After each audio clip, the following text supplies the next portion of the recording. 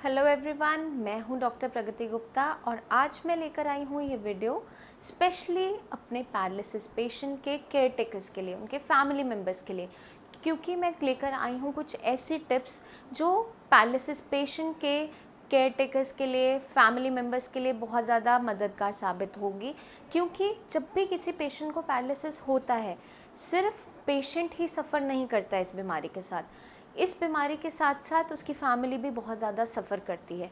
क्योंकि पेशेंट अपने छोटे छोटे कामों के लिए अपने परिवारजन के ऊपर डिपेंडेंट हो जाता है। अगर उसे पानी भी चाहिए, वॉशरूम तक भी जाना है, बेड से उठना भी है, खाना खाना है, हर एक छोटी एक्टिविटी के लिए वो डिपेंडेंट हो जाता है अपने फैमिली मेम्बर्स के ऊपर। तो सबसे ज़्यादा प्रेशर किस पर आता है? उनके फैमिली मेम्बर्स के ऊपर।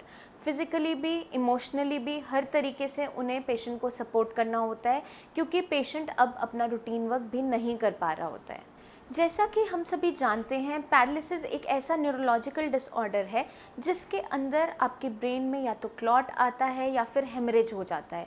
अब उसके कारण क्या देखने को मिलता है? अगर पेशेंट के मान लीजिए क्लॉट या हेमरेज हुआ है ब्रेन के अंदर, तो ब्रेन का कुछ हिस्सा हमेशा के लिए डेड हो जाता है, वो काम नहीं कर पाता है। अब ब्रेन का वही हिस्सा जो बॉडी की फंक्शनिंग को संभाल रहा था, चाहे हाथ की मूवमेंट थी, चलना था, बात करना था, वो सारी की सारी पेशेंट की लॉस्ट हो जाती है। वो पेशेंट अपनी एक्टिविटी नहीं कर पा रहा होता है, क्योंकि ब्रेन से जो कमांड आ रही होती है आपके मसल्स को चलाने की, वो अब नहीं आ पा रही है। तो उसके कारण क्या होता है, आपके मसल्स पैरालाइज हो जाते हैं, मसल्स ठीक से काम नहीं कर पा रहे होते हैं। उसी के कारण से पेशेंट की हर एक एक्टिविटी हैम्पर हो जाती है, पेशेंट अपना काम खुद से नहीं कर पा रहा होता है। तो सबसे पहले हमारे जितने भी पैरालिसिस पेशेंट के केयर टेकर्स हैं, उनके फैमिली मेम्बर्स हैं, उनके लिए जो फर्स्ट टिप है वो ये है, सबसे पहले आपको क्या करना है, अपने आप को पेशेंट की जगह रख के देखना है। मान लीजिए कि अगर आपको पैरालिसिस हो गया है, आप अपना डेली रूटीन वर्क नहीं कर पा रहे हो, अपना हाथ पैर मूव नहीं कर पा रहे हो, छोटे छोटे काम के लिए आप किसी और पे डिपेंडेंट हो रहे हो, तो आप इमोशनली कैसा फील करोगे? अगर आप इस बीमारी को समझ जाते हो, आप ठीक से पेशेंट की कंडीशन को समझ जाते हो, तभी आप पेशेंट की मदद ठीक तरीके से कर पाते हो। क्योंकि अगर आपको पता होगा ये बीमारी है क्या, इसके पीछे क्या रीज़न्स थे, तभी जाकर आप अपने पेशेंट को ठीक कर सकते हो। ये एक ऐसी बीमारी है जो एफ़र्ट्स के साथ ठीक हो जाती है। बस हमें क्या करना होता है, पेशेंस बहुत ज़्यादा रखनी होती है और लगातार एफ़र्ट बनाए रखना होता है, कभी भी हार नहीं माननी होती। ये बात मैं अपने पेशेंट्स के लिए भी कह रही हूँ और उनके फैमिली मेम्बर्स के लिए भी, क्योंकि पेशेंट तो सफ़र कर ही रहा होता है, उससे ज़्यादा उसके फैमिली मेम्बर्स सफ़र कर रहे होते हैं। क्योंकि जो पैरालिसिस का पेशेंट है वो आपका कोई भी रिलेटिव हो सकता है, आपके पेरेंट्स हो सकते हैं, आपके बच्चे हो सकते हैं, आपका पार्टनर हो सकता है, फैमिली का कोई भी मेम्बर अगर इस बीमारी से सफ़र कर रहा है तो डेफिनेटली आप पे भी उसका इम्पैक्ट आता है, फिज़िकली भी, इमोशनली भी, क्योंकि हर एक चीज़ में आपको पेशेंट को सपोर्ट करना होता है। तो पहली टिप जैसे मैंने आपको बताई, हमें अपने आप को पेशेंट की जगह रखकर सोचना है कि अगर हम ये काम नहीं कर पा रहे, अपना छोटा छोटा काम नहीं कर पा रहे हैं और डिपेंडेंट हो रहे हैं, तो पेशेंट कैसा फील करता है। तो हम पेशेंट की मदद बहुत ही अच्छे तरीके से कर पाते हैं। जैसा मैंने आपको बताया, पैरालिसिस के अंदर या तो इन्फार्क्ट आता है, ब्रेन में क्लॉट बन जाता है, या हेमरेज हो जाती है। उसकी वजह से आपकी फंक्शनिंग, हाथ पैर की फंक्शनिंग खो जाती है, ठीक से काम नहीं कर पा रहे होते हैं। अब ये समझना ज़रूरी हो जाता है कि पैरालिसिस जो बीमारी है वो हाथ पैर की बीमारी नहीं है एक्चुअली में, क्योंकि पेशेंट पहले बिल्कुल नॉर्मल था, हेल्दी था, उसके हाथ पैर में कोई दिक्कत नहीं थी। अचानक से जब स्ट्रोक आया, उसके बाद पेशेंट की मूवमेंट्स, हाथ पैर की मूवमेंट्स, चलने फिरने की कैपेबिलिटी, बात करने की कैपेबिलिटी पे इफ़ेक्ट आया है। तो अगर आप ये समझ लेते हो कि ये बीमारी है क्या, आप अपने पेशेंट की मदद बहुत ही अच्छे तरीके से कर पाते हो, क्योंकि पेशेंट के मसल्स में कोई दिक्कत नहीं आई है, ब्रेन की वजह से उसके मसल्स फंक्शन नहीं कर पा रहे हैं। तो इस कंडीशन में हमें पेशेंट को बहुत ही अच्छे तरीके से इमोशनली भी सपोर्ट करना होता है और डेली उसको एनकरेज करना होता है। आप इस बीमारी से बाहर निकल सकते हो, बस आपको कुछ गाइडलाइंस को फॉलो करना होता है और लगातार मेहनत करते रहना है। सेकंड टिप है, आपको पेशेंट का पोस्चर और अपने पोस्चर का खास ध्यान रखना है, क्योंकि पेशेंट हर एक एक्टिविटी के लिए आप पे डिपेंडेंट है। चाहे उसको बेड से उठना है, वॉशरूम तक जाना है, खाना खाना है, पानी पीना है, नहाना है, कपड़े चेंज करना है, छोटी से छोटी एक्टिविटी के लिए आप पे डिपेंडेंट है। तो इस कंडीशन में आपको क्या ध्यान रखना है, पेशेंट के पोस्चर पे भी ध्यान देना है, साथ के साथ अपने पोस्चर पे भी देना है। अगर आप सही पोस्चर मेंटेन नहीं करते हो, ठीक तरीके से पेशेंट को हैंडल नहीं करते हो, पकड़ नहीं पाते हो, तो उस कंडीशन में पेशेंट को भी इंजरी हो सकती है और साथ के साथ आपको भी इंजरी हो सकती है। पेशेंट तो ऑलरेडी इस बीमारी से सफ़र कर ही रहा है, साथ के साथ अगर आपको भी कुछ दिक्कत हो जाती है तो पेशेंट का ध्यान रखने में और ज़्यादा परेशानी होनी शुरू हो जाती है। तो सबसे ज़्यादा क्या ध्यान रखना है आपको, अपने पोस्चर का और साथ के साथ पेशेंट के पोस्चर का। जब भी आप पेशेंट की साइड चेंज करवाते हो लेटे हुए, तो सही तरीके से करवाना है, उसके बारे में नॉलेज होना ज़रूरी है। पेशेंट को आप खड़ा कर रहे हो, किस तरीके से सपोर्ट दे के खड़ा करना है, कैसे उसको बैलेंस करना है, आपको अपना पोस्चर किस तरीके से रखना है, ये सारा का सारा नॉलेज आपको होना ज़रूरी है। और जब आप पेशेंट को बिठा रहे हो, सपोर्ट के साथ बिठा रहे हो, किस तरीके से बिठा रहे हो, कहीं वो लीन तो नहीं कर रहा, टेढ़ा तो नहीं हो रहा है, व्हीलचेयर पे अगर उसको शिफ्ट कर रहे हो, तो आपको अपना भी ध्यान रखना है, साथ के साथ पेशेंट का भी ध्यान रखना है कि दोनों को ही कोई इंजरी ना हो। इस चीज़ का आपको खास ध्यान रखना है। किस तरीके से पोस्चर मेंटेन करना है अपना और पेशेंट का, इसके बारे में आप नॉलेज गेन कर सकते हो अपने फिजियोथेरेपिस्ट से, अपने कंसल्टेंट डॉक्टर से। उनसे आप पूछ सकते हो किस तरीके से साइड चेंज करना है, कैसे बैलेंस करके खड़े होना है, कैसे पेशेंट को शिफ्ट करना है, किस तरीके से मैनेज करना है। ये सब आपको सीखना ज़रूरी हो जाता है, क्योंकि हर समय डॉक्टर या फिजियोथेरेपिस्ट आपके साथ नहीं होता है। सबसे ज़्यादा टाइम आप अपने पेशेंट के साथ होते हो, तो आपको ये नॉलेज होना बहुत ज़्यादा ज़रूरी है, ताकि आप अपना भी ध्यान रख सको, साथ के साथ पेशेंट का भी रख सको। अब हम चलते हैं थर्ड टिप की तरफ, जो है हमेशा अपने पेशेंट को एनकरेज करते रहना एक्सरसाइज करने के लिए। पेशेंट को जब पैरालिसिस हो जाता है, बहुत लंबे टाइम से वो ठीक नहीं हो रहा होता है, तो पेशेंट अक्सर क्या करता है, हार मानना शुरू कर देता है, एक्सरसाइज करना छोड़ देता है, कुछ भी उसको आप बोलते हो वो नहीं करता है, बहुत ज़्यादा टैंट्रम्स थ्रो करता है या गुस्सा दिखाता है, इरिटेबिलिटी दिखाता है। उस कंडीशन में आपको पेशेंट को बहुत ही पोलाइटली हैंडल करना है, बहुत ही जेंटल तरीके से हैंडल करना होता है, क्योंकि पेशेंट की मेंटल कंडीशन पे भी उसका इफ़ेक्ट आता है। जब भी कोई पेशेंट अपना काम, छोटा छोटा काम नहीं कर पा रहा होता है और डिपेंडेंट हो रहा होता है, तो वो बहुत ज़्यादा फ्रस्ट्रेट होने लगता है और इरिटेट होने लगता है। तो आपको क्या करना है, आपको हमेशा अपने पेशेंट को एनकरेज करते रहना है कि वो डेली बेसिस पे एक्सरसाइज करते रहे। अब एक्सरसाइज किस तरीके से करना है ये मैं आपको समझा देती हूँ। एक्सरसाइज दो तरीके की होती है, एक तो होती है एक्टिव एक्सरसाइजेस, एक होती है पैसिव एक्सरसाइजेस। पैसिव एक्सरसाइजेस के अंदर क्या होता है, आपने पेशेंट को लिटा रखा है, सारा स्ट्रेंथ आप लगा रहे हो, पेशेंट की लेग फोल्ड कर रहे हो, सीधा कर रहे हो, आर्म की मूवमेंट कर रहे हो, कोहनी को खोल रहे हो, हाथ को खोल रहे हो, उंगलियों को खोल रहे हो, ये सारी एक्सरसाइज आप करवा रहे हो। अब पैसिव एक्सरसाइजेस के अंदर क्या होता है, पेशेंट अपनी स्ट्रेंथ नहीं लगा रहा होता है। इनिशियली जब पेशेंट के अंदर कोई भी मूवमेंट नहीं है, खुद से वो स्ट्रेंथ लगा ही नहीं पा रहा है, ऐसी कंडीशन में जब वो होता है, बेड रिडन है, वहाँ मैं मानती हूँ पैसिव एक्सरसाइजेस की हेल्प से पेशेंट धीरे धीरे रिकवर करके एक्टिव एक्सरसाइजेस करने लायक हो जाता है।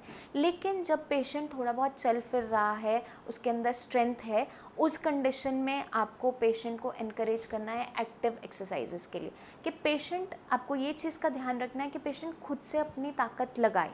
जैसे आप अगर मान लीजिए आप उसकी कोहनी को खुलवा रहे हो, ठीक है, तो आपको क्या करना है, यहाँ पे सपोर्ट देनी है, लेकिन सारा का सारा दम जो है वो पेशेंट का लगवाना है।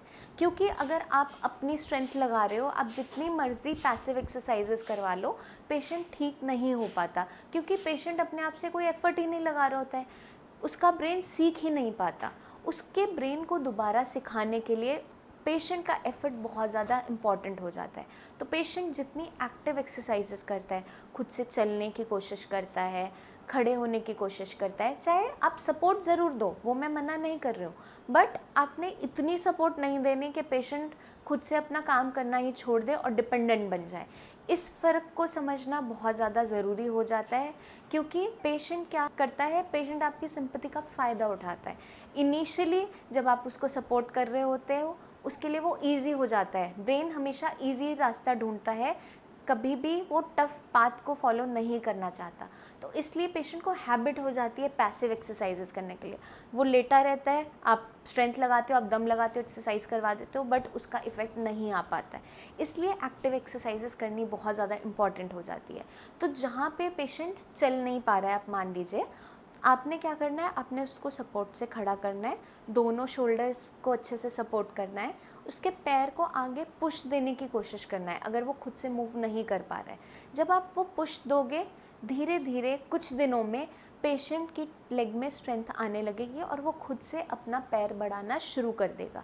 यहाँ पे आपको रिजल्ट्स दिखने शुरू हो जाते हैं। इसलिए ज़रूरी हो जाता है पैसिव और एक्टिव एक्सरसाइजेस के बीच में डिफरेंस को समझना। अब हम चलते हैं नेक्स्ट स्टेप की तरफ, जो है पेशेंट को हमें एक हेल्दी न्यूट्रिशियस डाइट देना बहुत ज़्यादा ज़रूरी होता है, क्योंकि पेशेंट की रिकवरी को अगर हमें स्पीड अप करना है तो उसकी बॉडी के अंदर ताकत होनी ज़रूरी हो जाती है। अक्सर हम लोग गलती क्या कर रहे होते हैं, पेशेंट के रिलेटिव्स, पेशेंट के केयर गिवर्स गलती क्या कर रहे होते हैं, पेशेंट को हम एक ऐसी डाइट दे रहे होते हैं जिससे पेशेंट और ज़्यादा वीक होता चला जाता है। जब भी किसी पेशेंट को स्ट्रोक होता है, अक्सर हम पेशेंट की जब डाइट दोबारा से शुरू करते हैं, उसका खाना शुरू करते हैं, तो उसको हम उबला हुआ खाना दे रहे होते हैं या फिर बहुत लाइट फूड दे रहे होते हैं, जिसकी वजह से क्या दिक्कत देखने को मिलती है, पेशेंट वीक होता चला जाता है। अब मान लीजिए कोई पेशेंट बहुत लंबे टाइम तक बेड रिडन है, उस कंडीशन में उसको लाइट डाइट से स्टार्ट करना ठीक रहता है, लेकिन हमें ऐसी डाइट देनी है जो उसको ताकत भी दे, साथ साथ ईज़िली वो पचा भी सके और उसकी बॉडी को एनर्जी भी मिले। तो हमें क्या करना है, हमें लाइट प्रोटीन उसकी डाइट में रखना ज़रूरी है। अगर पेशेंट बेड रिडन भी है तो पेशेंट अगर चल फिर नहीं पा रहा, लेटा रहता है, पेशेंट के खाने के अंदर ताकत होनी बहुत ज़्यादा ज़रूरी है, तभी जाके उसकी मसल्स दोबारा से सीखना शुरू करेंगी, ताकत लेना शुरू करेगी और मूवमेंट वापस आने लगेगी। क्योंकि ब्रेन अगर कमांड दे भी देगा और आपकी मसल्स सूख चुकी हैं, अट्रॉफी हो चुकी है, तो आप कभी भी चल फिर नहीं पाओगे। इसलिए ये डिफरेंस समझना बहुत ज़्यादा इम्पॉर्टेंट है कि पेशेंट को किस तरीके की डाइट देनी है, उसके मसल्स का भी हमें ध्यान रखना है ताकि वो मसल्स सूख ना जाए। Over the time of period, जब तक उसकी रिकवरी आ रही है, उसके मसल्स में भी स्ट्रेंथ बनी रहनी ज़रूरी है। तो अगर पेशेंट नॉन वेजिटेरियन है तो आप उसको सूप्स दे सकते हो, चिकन सूप दे सकते हो, आपको रेड मीट नहीं देना होता है, फ़िश दे सकते हो, एग्स है वो दे सकते हो। और अगर पेशेंट वेजिटेरियन है, उसकी डाइट में आप मिल्क रखोगे, जितनी भी दाल है सारी की सारी आपको देनी है। अवॉइड जो करना होता है वो खट्टी चीज़ें हम अवॉइड करवाते हैं अपने पेशेंट्स को, वो भी अपनी मेडिकेशन के साथ, क्योंकि मेडिसिन ठीक से काम नहीं कर पाती। तो हमें पेशेंट को एक ऐसी हेल्दी डाइट देनी है जिसमें विटामिन डी भी अच्छे अमाउंट में हो, विटामिन B12 भी हो, सारे के सारे मिनरल्स भी जा रहे हों, क्योंकि प्रोटीन आपकी बॉडी को दोबारा से स्ट्रेंथ प्रोवाइड करने में मदद करता है, आपकी बॉडी की हीलिंग में मदद करता है। तो प्रोटीन कभी भी पेशेंट के खाने में से हटाना नहीं है, क्योंकि कभी कभार हम क्या गलती कर रहे होते हैं, पेशेंट की सारी दालें बंद कर देते हैं, कुछ भी ऐसा ताकत वाला खाना नहीं दे रहे होते हैं, हरी सब्जियां सिर्फ उबाल के दे रहे होते हैं। उस कंडीशंस में क्या देखने को मिलता है, पेशेंट बहुत ज़्यादा कमज़ोर होता चला जाता है, उसकी बॉडी में बिल्कुल भी ताकत नहीं रह जाती।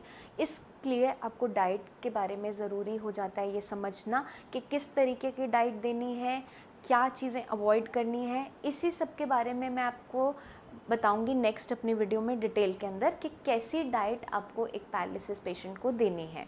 अब हम चलते हैं नेक्स्ट स्टेप की तरफ, जो है आपको अपने घर की सराउंडिंग्स को मॉडिफाई करवाना इम्पॉर्टेंट हो जाता है। किस तरीके से वो आप समझ लीजिए। आपको छोटी छोटी चीज़ों का बहुत ध्यान रखना होता है। आपके फ्लोर पे कोई ऐसे मैट्स तो नहीं है जो बहुत ज़्यादा स्लिप कर जाते हैं, या फ्लोर पे पानी तो नहीं गिरा है, कुछ खाना तो नहीं गिरा है, ऑयल गिरा है, उस चीज़ का आपको ध्यान रखना है। सफाई मेंटेन करना बहुत ज़्यादा इम्पॉर्टेंट हो जाता है। फ्लोर एकदम ड्राई रखना ज़रूरी होता है। वॉशरूम जब आप पेशेंट को लेके जा रहे हो, वॉशरूम में पानी बहुत ज़्यादा पहले से गिरा हुआ तो नहीं है, फ्लोर वहाँ का ड्राई होना ज़रूरी है। ये इसलिए ज़रूरी हो जाता है क्योंकि ऑलरेडी पेशेंट पैरालिसिस से सफ़र कर रहा है और पेशेंट के अंदर स्ट्रेंथ नहीं है। मान लीजिए आप अगर पेशेंट को वॉशरूम तक लेके जा रहे हो, वहाँ पानी गिरा हुआ है, आप स्लिप करते हो या पेशेंट स्लिप करता है, तो दोनों को ही इंजरी होने के चांसेस होते हैं। इस इंजरी को बचाने के लिए, इस प्रॉब्लम से बचने के लिए आपको ये चीज़ों का ध्यान रखना ज़रूरी हो जाता है। अब पेशेंट के बेड के अराउंड आप रेलिंग्स प्रोवाइड करवा सकते हो, वॉशरूम के उसकी सीट के अराउंड लगवा सकते हो, ताकि पेशेंट कुछ कुछ सपोर्ट लेना शुरू करे और आप पे ज़्यादा से ज़्यादा डिपेंडेंसी ना दिखाए। तो ये छोटी छोटी मॉडिफिकेशंस पेशेंट की भी मदद करती है, साथ के साथ आपकी भी मदद करती है, क्योंकि आप पे भी तो बहुत ज़्यादा वर्कलोड आता है। आप बाकी काम भी संभाल रहे होते हो, अपने पेशेंट को भी संभाल रहे होते हो, इसलिए पेशेंट के साथ साथ सबसे पहले ज़रूरी हो जाता है आपको अपना ध्यान रखना। क्योंकि अगर आप अपना ध्यान ठीक तरीके से रख पाओगे, अपने आप हेल्दी रहोगे, तभी तो किसी की हेल्प कर पाओगे। क्योंकि अगर आप खुद ही हेल्दी नहीं हो तो पेशेंट की मदद कैसे करोगे। अब हम चलते हैं लास्ट टिप की तरफ, और जैसा कि हम सभी कहते हैं, last but not the least, सबसे इम्पॉर्टेंट टिप ये है कि आपको हमेशा अपनी होप बनाए रखना है, इमोशनली बहुत ज़्यादा स्ट्रॉन्ग रहना है, तभी आप अपने पेशेंट की हेल्प कर पाते हो। मैं मानती हूँ पैरालिसिस के अंदर, पैरालिसिस की रिकवरी के अंदर एक ऐसी स्टेज आती है जहाँ पर रिकवरी आकर स्लो डाउन हो जाती है और रुक जाती है, एक प्लेट्यू आ जाता है, एक स्ट्रेट लाइन आ जाती है, जहाँ पे ना तो आप आगे बढ़ रहे होते हो, ना देख पा रहे होते हो कुछ चेंजेस आ रहे हैं पेशेंट के अंदर, नहीं आ रहे हैं। मैं आपको पैरालिसिस की रिकवरी के बारे में थोड़ा सा समझाऊंगी, वो किस तरीके से आती है। इनिशियली जब पेशेंट को पैरालिसिस होता है, उसे स्ट्रोक होता है, तो कुछ टाइम तक बॉडी खुद से कोशिश करती है दोबारा से अपनी मूवमेंट्स को रीगेन करने में। दोबारा से ब्रेन कोशिश कर रहा होता है न्यूरोप्लास्टिसिटी को करने में। न्यूरोप्लास्टिसिटी है क्या, उसे आप समझ लीजिए। जब भी किसी पेशेंट के ब्रेन के अंदर या तो क्लॉट आता है या हेमरेज होता है, तो कुछ ब्रेन का हिस्सा हमेशा के लिए डेड हो जाता है। और जैसा कि हम सभी जानते हैं, न्यूरॉन्स के अंदर पावर नहीं होती है रीजनरेट करने की, दोबारा से वो ब्रेन का हिस्सा रिवाइव नहीं कर पाता है। अब ब्रेन का हिस्सा कुछ डेड हो चुका है हमेशा के लिए, लेकिन पेशेंट के अंदर रिकवरी तो देखने को मिलती है पैरालिसिस के। वो किस तरीके से होती है? इनिशियली जब भी किसी को पैरालिसिस होता है, बॉडी खुद से रिकवरी की कोशिश करती है, न्यूरोप्लास्टिसिटी बनाना शुरू करती है। ब्रेन के अंदर क्या होता है, अब आपका कुछ हिस्सा जो डेड हो गया है वो तो काम नहीं कर रहा, बट ब्रेन के बाकी न्यूरॉन्स, बाकी जो हेल्दी टिश्यू है, वो कोशिश कर रहे होते हैं एक ऑल्टरनेटिव पाथवे बनाने का, जिसकी मदद से वो दोबारा से आपकी खोई हुई मूवमेंट्स को रीगेन करवाते हैं।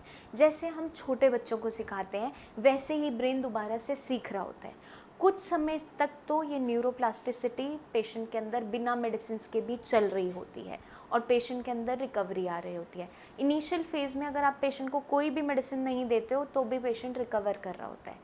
अब ये प्लेट्यू कब आता है रिकवरी के अंदर, कब रिकवरी स्टैग्नेंट हो जाती है? जैसे ही पेशेंट को 3 से 4 महीने हो जाते हैं पैरालिसिस हुए, पेशेंट की रिकवरी एक पॉइंट पे आकर रुक जाती है या स्लो डाउन कर जाती है। आपको डेली कुछ ना कुछ रिकवरी नहीं देखने को मिल रही होती है।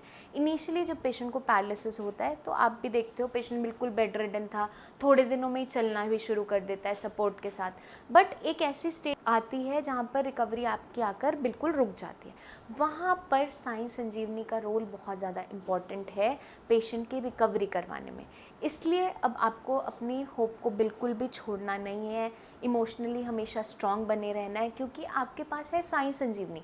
साई संजीवनी के डॉक्टर्स आपकी हर एक स्टेप पे मदद करेंगे, आपके पेशेंट की मदद करेंगे दोबारा से अपनी खोई हुई मूवमेंट्स को रीगेन करने में, दोबारा से अपनी नॉर्मल लाइफ में वापस आने में।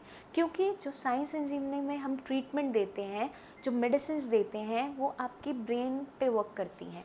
जैसे ही वो ब्रेन पे वर्क करना शुरू करती हैं, वो न्यूरोप्लास्टिसिटी को स्पीड अप करती हैं, दोबारा से शुरू करवाती है, जो स्लो डाउन हो चुकी होती है, जो रुक चुकी होती है। जैसे ही न्यूरोप्लास्टिसिटी दोबारा से शुरू होती है, आपके ब्रेन के अंदर ऑल्टरनेटिव पाथवे बनने शुरू होते हैं, ब्रेन दोबारा से हाथ पैर को चलाने के लिए सिग्नल भेजना शुरू करता है, वैसे ही पेशेंट के अंदर रिकवरी देखने को मिलती रहती है। लेकिन मेडिसिन के साथ हम आपको कुछ चीज़ें और भी साथ में बताते हैं, जितनी भी एक्सरसाइजेस बताते हैं, जितना डाइट रेजिमेंट देते हैं, वो आपको अच्छे तरीके से फॉलो करना होता है। क्योंकि आप अगर ठीक तरीके से परहेज़ करते हो, मेडिसिन लेते हो, तो पैरालिसिस एक ऐसी जो खतरनाक दिखने वाली बीमारी है, जो पेशेंट को लगता है मैं इससे कभी बाहर नहीं निकल सकता, चाहे वो अभी हुई है या बहुत सालों पुरानी भी है, साई संजीवनी में बहुत अच्छी रिकवरी दिखाई है बहुत से पेशेंट्स ने। आपने बहुत से पेशेंट की वीडियोस भी देखी होंगी कि कैसे इनिशियल स्टेज में वो थे और अब कैसे वो रिकवर कर चुके हैं। तो आपको दोबारा से नॉर्मल लाइफ में अगर वापस आना है, अपने पेशेंट को वापस लेकर आना है, तो आपको सबसे पहले क्या करना है, अपनी उम्मीद को कभी खोने नहीं देना है। आपको खुद से स्ट्रॉन्ग रहना बहुत ज़्यादा ज़रूरी है, क्योंकि अगर आप स्ट्रॉन्ग रहोगे तभी आप अपने पेशेंट की मदद कर पाओगे। क्योंकि जिस पेशेंट को पैरालिसिस हो जाता है, जो पेशेंट छोटे छोटे कामों के लिए किसी और पे डिपेंडेंट हो रहा है, उसके अंदर, उसके माइंड में, उसके अंदर क्या चल रहा है वो आप समझ ही सकते हो एज अ फैमिली मेम्बर। क्योंकि पेशेंट्स हर एक उम्मीद खो चुका होता है और अपने आप से ही फ्रस्ट्रेट हो चुका होता है। वहाँ पर हमें पेशेंट की हेल्प करना बहुत ज़्यादा ज़रूरी हो जाता है, उसको इस बीमारी से बाहर निकालने में, उसको रिकवर करवाने में। तो आपके साथ हमारे डॉक्टर्स खड़े हैं, हम आपकी हर एक स्टेप पे गाइड करने के लिए रेडी हैं, हर एक स्टेप पे आपको मदद करने के लिए तैयार हैं। बस आपको एक छोटा सा काम करना है, कुछ भी आपके माइंड में डाउट्स हो तो आप नीचे दिए हुए नंबर्स पर हमें कॉल करके अपने पेशेंट की रिपोर्ट्स व्हाट्सएप भी कर सकते हैं, हमसे आकर क्लिनिक पे मिल भी सकते हैं। या फिर अगर आप दिल्ली में नहीं रहते हो, दिल्ली से बाहर रहते हो, तो आपको एक छोटा सा काम करना है, अपने पेशेंट की एक छोटी सी वीडियो बनानी है चलते हुए, या फिर जितनी भी वो मूवमेंट कर पाता है वो आपको दिखाना है। हमारे टीम ऑफ डॉक्टर्स उनकी वीडियो देख के आपको पूरा गाइड करेंगे कि उनका रिकवरी कैसे रहेगा, क्या लाइन ऑफ ट्रीटमेंट फर्दर रहेगा। तो अब साई संजीवनी में जब आप एक बार जुड़ जाते हो तो आप इस पैरालिसिस जैसी खतरनाक बीमारी से भी बाहर आ पाते हो।